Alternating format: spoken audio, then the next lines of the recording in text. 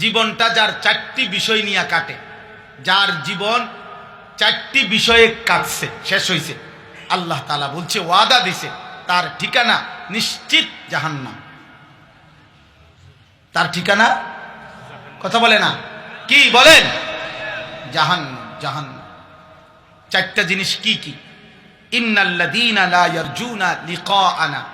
এক, আল্লাহ তাআলা বলে জীবন চলার পথে চাল চলন, আচরণ, উচ্চারণ, কথাবার্তা, লেনদেন, আহার নিদ্রা, রাত্র দিন, যার জীবন চলার দ্বারা বোঝা যায় সে মূলত আল্লাহর সাক্ষাৎ তথা জান্নাত চায় না।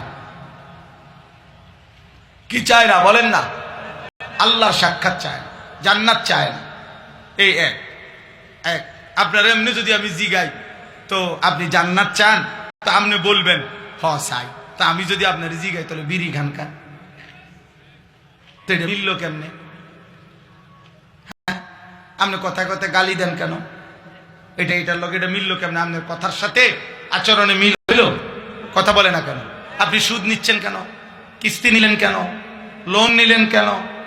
আপনার ঘরের বউ বাচ্চা নাতি নাতনি নিয়ে আজকে 30 বছর ধরে প্রত্যেক দিন আপনার ঘরে রঙিন টেলিভিশনে নর্তকী নাচে, নাটক, সিনেমা দেখে, উপযুক্ত যুবক যুবতী নাচে গায়, জড়িয়ে ধরে, আপনিও দেখেন, আপনার নাতিও দেখে, আপনার বউও দেখে, আপনার জিও দেখে।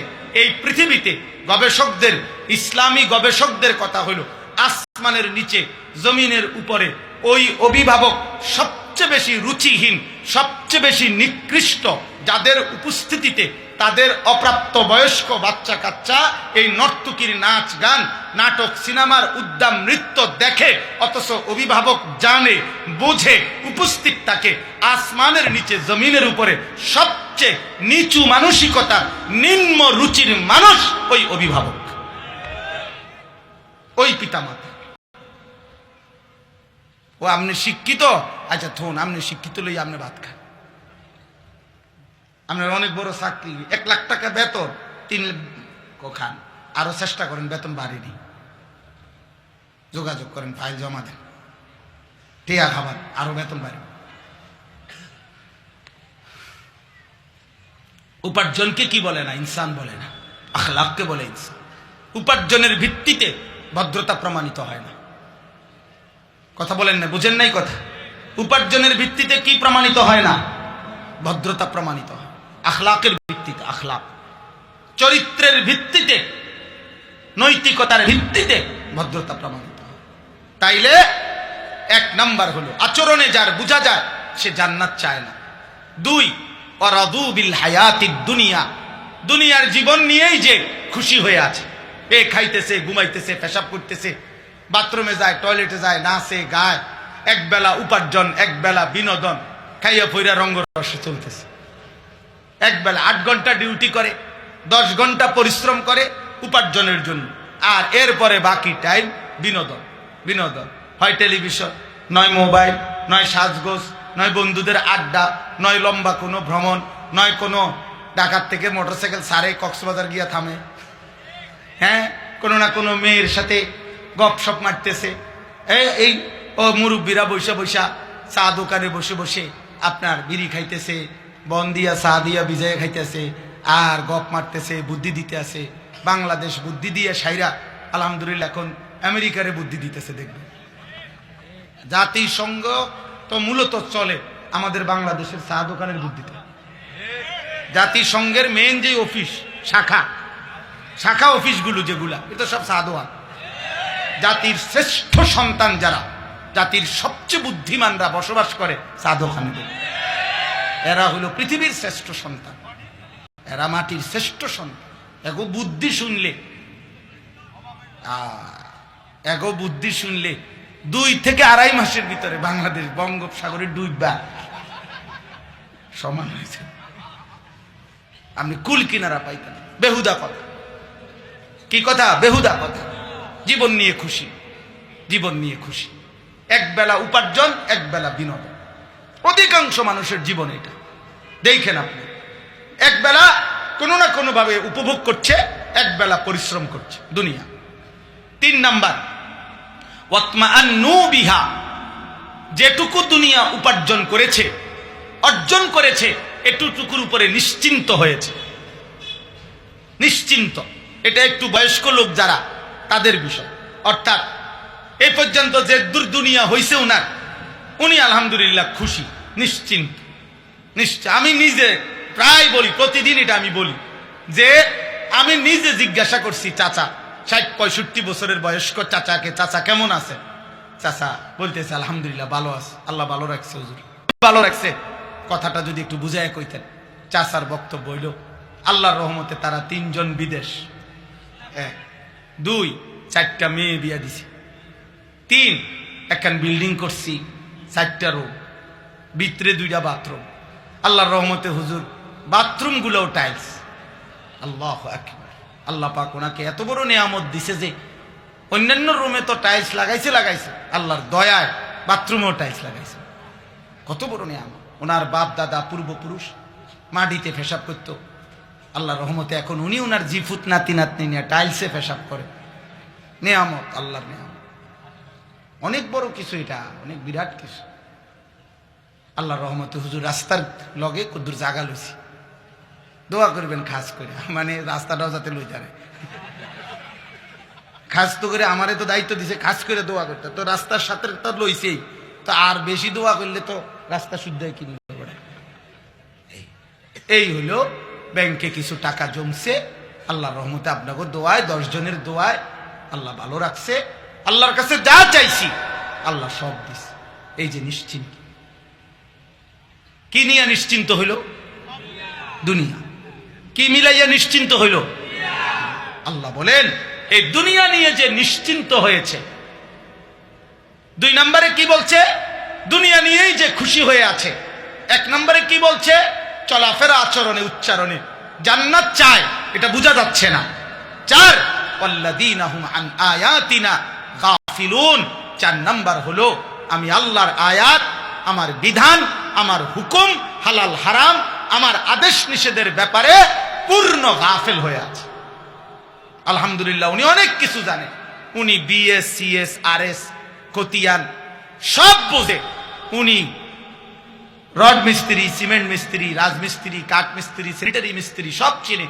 দুনিয়ার 10 গ্রামের মেল, মিটিং, দেন দরবার, মাতবরি সব উনি বোঝে। শুধু তাব্বাতিয়াদা সূরাটা শুদ্ধ কইতে পারে। এই এনে একটু সমস্যাটা শুধু আত্তাহিয়াতু নিয়া, এইটা যে ঠিক মতো কইতে পারে না।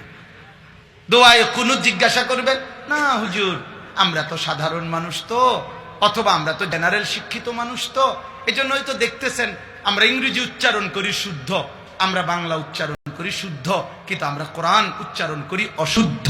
লজ্জা লাগে না আপনার মিয়া?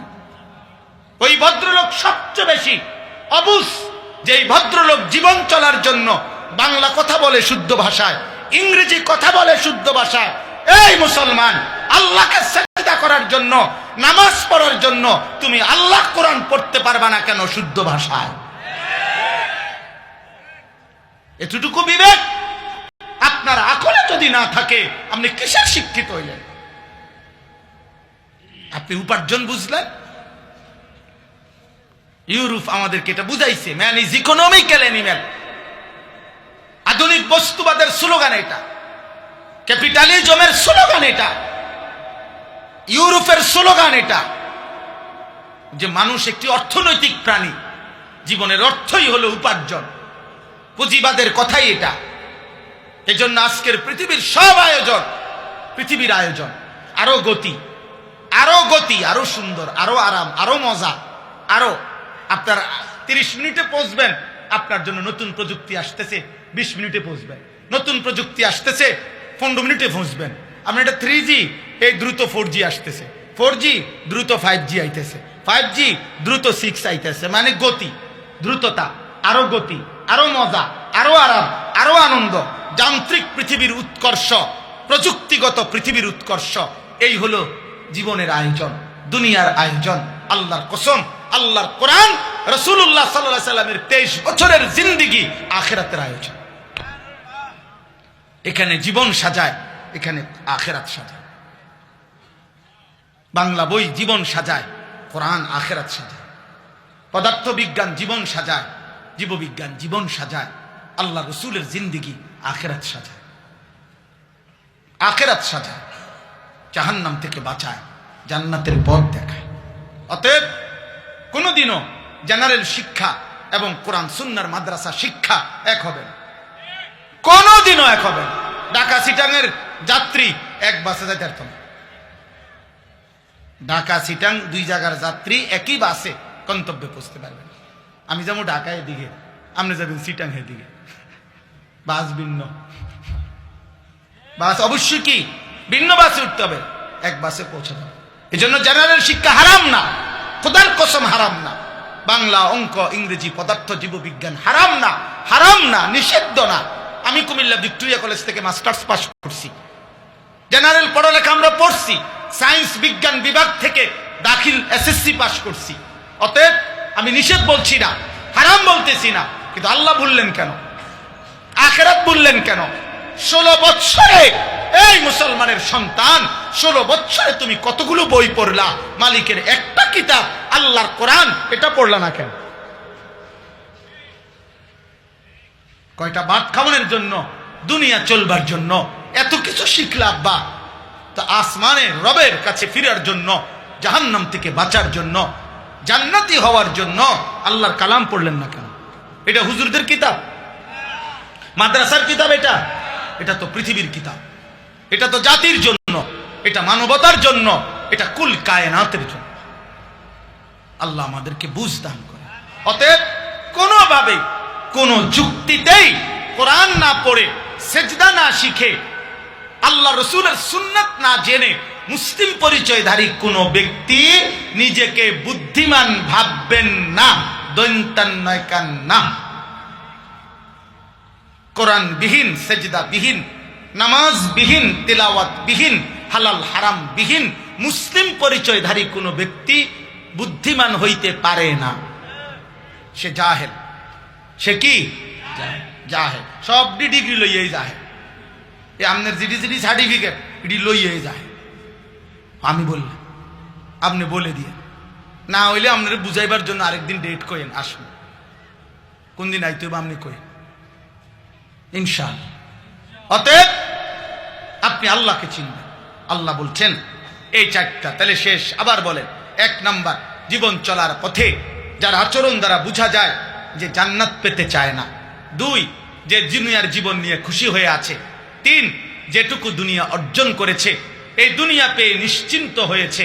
4, আমি আল্লাহর বিধান, আমার হুকুম, আমার আদেশ নিষেধের ব্যাপারে যে গাফেল হয়ে আছে। উলাইকা মাওয়াহুমুন নারু বিমা কানু ইয়াকসিবুন। আল্লাহ বলেন তার সারা জীবনের অর্জনের বিনিময়ে এই মানুষগুলোর ঠিকানা শুধুই জাহান্নাম, জাহান্নাম, জাহান্নাম, জাহান্নাম। এই যে কোরআন শরীফ, ব্যাখ্যা ছাড়া তর্জমা, মানে বাংলা তর্জমা, সাফ সাফ কথা। মানে এটা ব্যাখ্যা করার জন্য অতিরিক্ত অনেক তাফসির করতে হবে না, এই এমনি সোজা সোজা কথা। আমার শায়েখ আল্লামা মুফতি মুশতাকুন নবী কাসিমি হুজুর অনেক সময় এটা বলে, আবেগে আবেগে, মহব্বতের জোশ উঠলে হুজুর মাঝে মাঝে বলে, আল্লাহর কেমনে কইতো, কি বাংলায় নি কইতো, আর বাংলায় নি বলতো বেটা, এর চাইতে সোজা কথা আর কি হইতে পারে। 3য় আয়াত, এর বিপরীতে আল্লাহ বলেন, ইন্নাল্লাযীনা আমানু ওয়া আমিলুস সালিহাত, নিশ্চয়ই যারা পূর্ণ ঈমানদার হয়েছে এবং সমস্ত নেক আমল করেছে, ইয়াহদিহিম রাব্বুহুম বিঈমানিহিম সুবহানাল্লাহ তাজরি মিন তাহতিহিমুল আনহারু ফি জান্নাতিন নাঈম। আল্লাহ বলে পূর্ণ ঈমানদার, পূর্ণ নেক আমলওয়ালা, আমি তোমাকে সুসংবাদ জানাইলাম বান্দা, তোমার ঈমান আমলের বরকতে ঝর্ণা ধারা বেষ্টিত, নিয়ামতে নিয়ামতে ভরা জান্নাতে আমি আল্লাহ নিজে তোমারে পৌঁছায় দিয়ে আসব। ইয়াহদিহিম রাব্বুহুম, আমি পৌঁছাই তোকে বান্দা, আমি পৌঁছাই, আমি পৌঁছাই। আমার সেজদা দিও বান্দা, আমার জন্য ঈমান ঠিক রেখো, আমার বন্ধুর একটা একটা সুন্নাত মনে রেখো। আল্লাহ আমাদেরকে তৌফিক দান করুন। ভাইয়া আমার বাপ, আমার অনেক রাত হয়েছে, আপনারা কষ্ট করছেন, আমার অনুরোধ ভাইয়া, নওজোয়ান ভাই, তোমাদের কাছে অনুরোধ ভাই, আমার ঈমান বহুত বড় নিয়ামত, যাকে আল্লাহ দয়া করে দিছেন তাকে আল্লাহই দিছেন, আল্লাহ যাকে ইমান দেন নাই